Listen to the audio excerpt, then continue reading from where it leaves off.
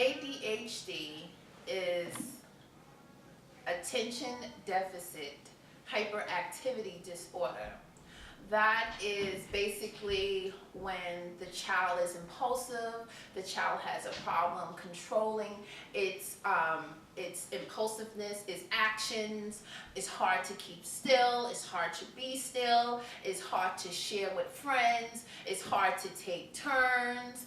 The child is very hyperactivity, more than normal. Probably around the age of 4 to 5 years old, you notice the child cannot keep still. You notice the child has problems raising hands before they answer their questions. You notice that their mind is just all over the place. They cannot focus on one task after another. It's very hard for them to do it.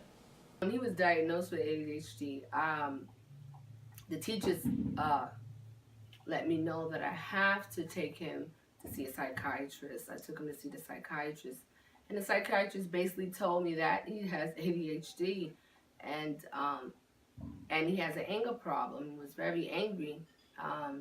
So from there, I got the help for him. I had to see a social worker afterwards, and they did testing on him, ear testing, eye testing, every kind of testing you could think of with children with ADHD. So I had to go through the process.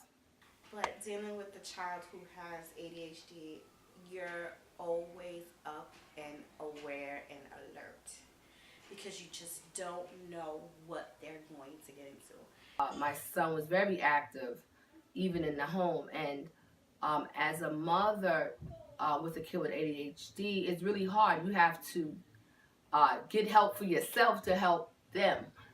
So I had to get counseling for myself to help him because I was getting all stressed out and crazy with him. So I had to learn to take steps on how to calm him down, how to hold him. Sometime when he had tantrums in the house, he would start breaking things. I would have to grab him and hold him down for a period of time and just calm him down.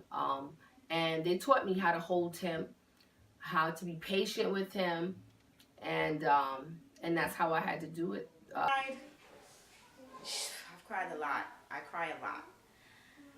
And with me, I don't really have a support system. So it's me and my 3 boys. My son needed more attention than the rest of the children. Like, I tell my daughters to do X, Y, and Z, and they go do it.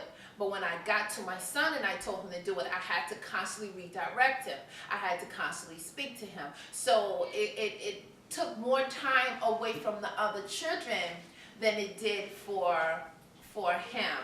They was affected because they felt that I treated him more special. They felt that I treated him with more attention. They felt like, oh, why is he more special than us, Mommy? Why do you always have to go to him and talk to him and relate to him? What about us? But it was difficult. It was hard to do.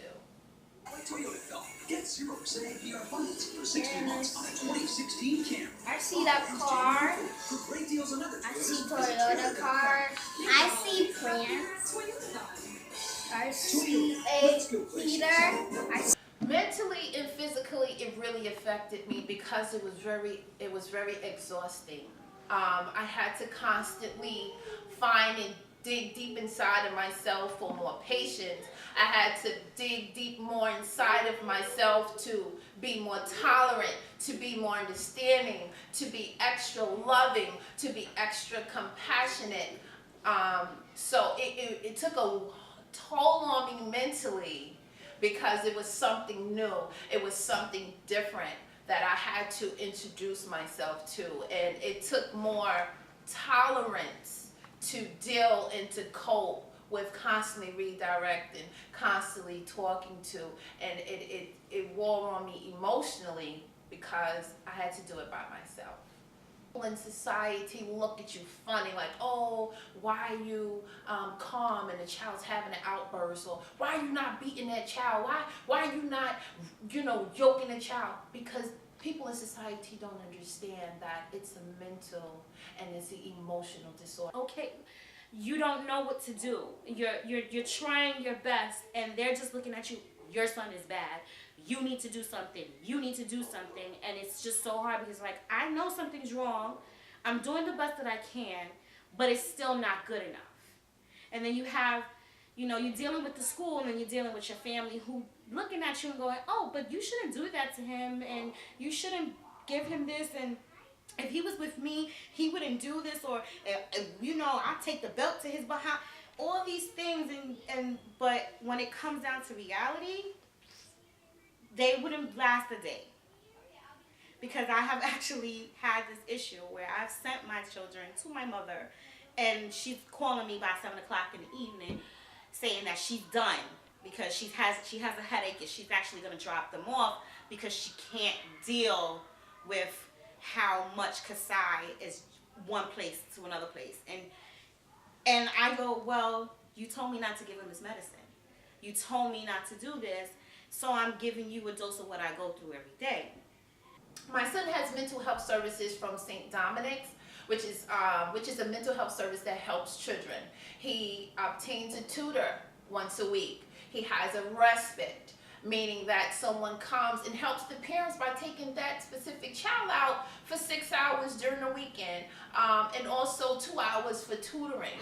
So I think that's amazing. That's great. He also have an in-house anger management therapist that will come in to help him with his anger, his temper tantrums, the way that he has outbursts, the way that he relates to other people, the way that he relates to his parents. And by me being present in my home, it teaches me how to cope. It teaches me how to exhale and how to breathe and how to cope when he has his meltdown. So there's a lot of help out there for children.